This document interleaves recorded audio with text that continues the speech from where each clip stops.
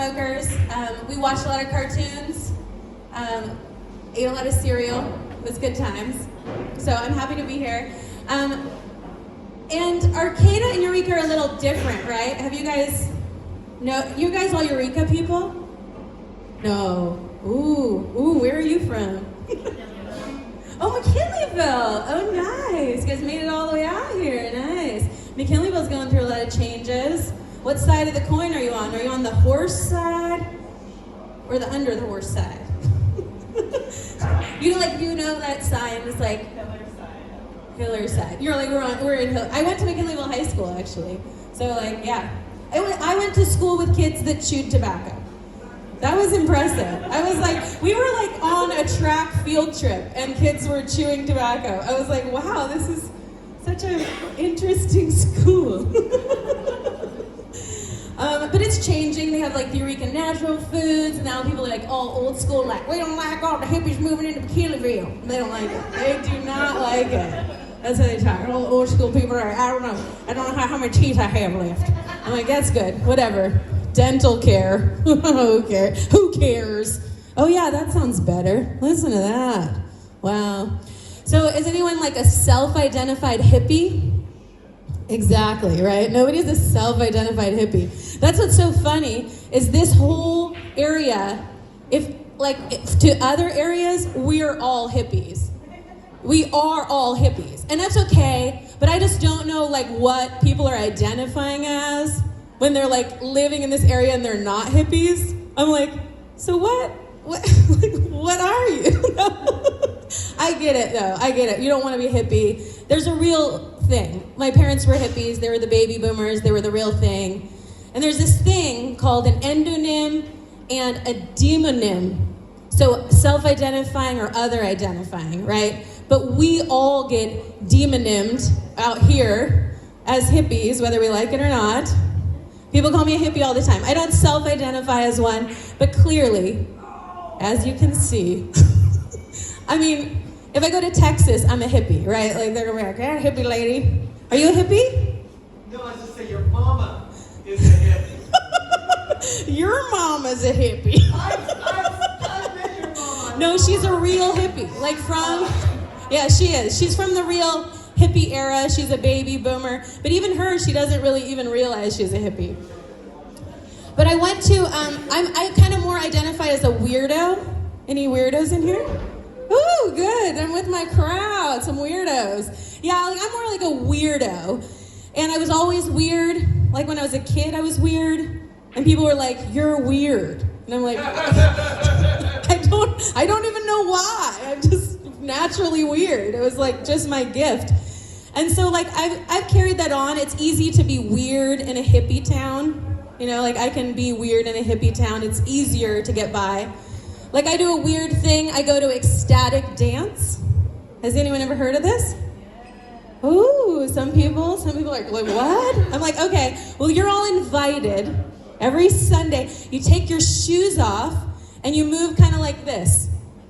In a room with a bunch of people moving like this. It's like going, there's music too, but it's like going to an insane asylum for like 2 hours, but then like everyone's like rocking. It's a crazy scene. Like it's fun. It's a fun time.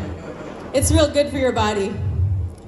But I was at ecstatic dance, and this woman afterwards said, well, while you guys were dancing, I did a tarot reading of you all. Is this creepy or what? I'm like, what? I did a tarot reading of you all dancing. Yeah, it's so Arcata. It gets more Arcata. And so, first of all, I was like, fucking consent, bitch. Like, I was like, what? I thought you were a hippie. Like, don't you dare read me. Okay, so she read us without our consent. She did a tarot reading on the whole group. And then she has the audacity to say, and all of your lower chakras are kind of blocked. I don't know if you know what a lower chakra is, but if you go down to your chakras, it's like the lowest one. I'm like, bitch, you're talking about my asshole? Like, I don't even know you. know you. And you're just like, oh, you're shocked. I'm like, stop it. You're gross. She was gross. She was a strange person. So that was one thing. And I think this was supposed to like make us want to get tarot readings from her. Like that was like her little free promo. Because like she continued to like try to sell things and say she does readings. She literally pulled out a skull. It was an animal skull. It was not a human skull. But I would not have been surprised. Like, this has been passed down through my family for years. I'm like, are you allowed to have a human skull, though? So she has a deer skull. And she's like, I've been working on this skull. If anyone wants to buy it. I'm like, I don't even know what you do to work on a skull. But it looked like a lot of yarn and feathers. And nobody bought it that day. I think it's still for sale. If anyone wants to go to Ecstatic Dance, it'll be there for you. So anyway, Eureka's a little different. I like Eureka. At least that's what the sticker says. You guys have a sticker that says, I like Eureka? I'm like, that's so ambitious. I mean, like is a strong word, right? No, I do. I mean, I like Eureka. I mean, parts of Eureka, right? It's like, oh, the whole thing, though. Yeah. The whole Eureka. I actually wonder if you just were to go out into Eureka, like right now, without a cell phone, without a car. Like, I just am like, if I walk, like, how long until I get murdered? Like, I just, I'm like, I think I'd get like 24 hours in, maybe. I feel like if I was just on the street in Eureka, I definitely have to find a street person with me. Like, I mean, like, be street people together. You can't just like do it alone out there. It's too much. Okay. So you can't take public transportation around here. You guys all have cars, right? Like, I'd rather have a car than a house if it came down to it, right? Like, I mean, I know a lot of homeless people, actually, and you wouldn't know they're homeless because they're just like staying on their friend's couch or here tonight amongst us. That's what I'm saying. It's like homeless people like give real homeless people a bad rap. Like, I'm like, those people are just assholes. Like, not everybody's spitting in front of you that's homeless, you know? There are a lot of homeless people, they're just going to Planet Fitness, taking their showers, sleeping in their car. But same thing with homeless people don't self-identify as homeless. Like, I've never met one homeless person, even any of the most obvious ones. If I'm like, are you homeless? They'll be like, no, I'm camping. I'm camping. No, I stay at my brother's sometimes. Like, nobody's like, I'm homeless. Everybody thinks they have a plan, you know? But we're driving around here a lot, you know? Like, I drive down here. Are people shitty drivers around here or what? Woo, right? I think so. I mean, like, people are kind of high, which, granted, I just don't like to drive high. I like to be high at my house. Like, if I'm high, I'm like, everybody is going way too fast. Like, I feel like everybody's going way too fast on the highway, you know? But I mean, I'm not the greatest driver all the time. Like, sometimes I send a cat meme while I'm driving, you know? Like, sometimes I do something shitty, or I'm like, I'll just organize this folder while I'm in traffic, or whatever. But I expect that. Like, I expect other people to be bad drivers. That's why I don't get road rage. Do any of you get road rage? Yeah, people get road rage real bad, right? They're just like, they're all over. But I don't, because I'm like, people are texting, they're feeding their babies, they're weighing out pounds while they're driving. Right? They're doing it all. Yeah, so I just expect it. Yeah, so I just think, like, if you're gonna get so angry in the car, you have to remember who you're around. Have you met people lately? I don't think we're dealing with like a lot of really smart people generally, so then we get in a car and you're like, I expect they're not gonna like know how to do all the things in a car, right? I went to a coffee shop the other day. This cute kid named Kyle, who's like 22, he has to write down my name on a cup before he hands it to a barista to make a coffee.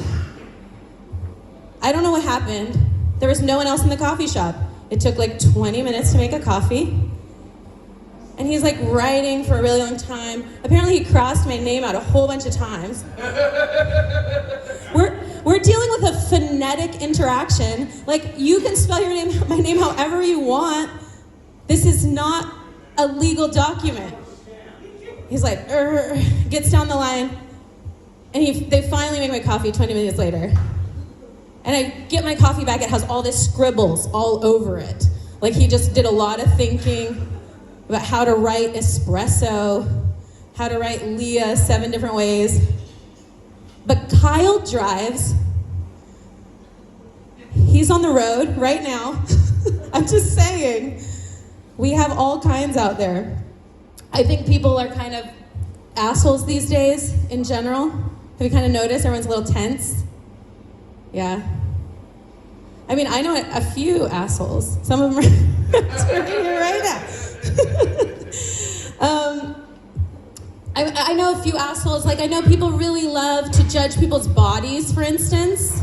I think, yeah, right? Woo! Like, as a woman, I just feel like it's always happening, right? Like, it's whether for good or bad.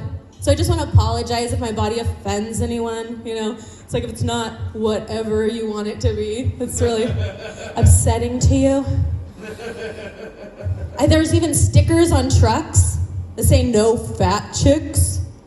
Like, people are really upset about fat people, especially fat chicks. Like, this is bad news, I guess. This is a political platform you need to run on.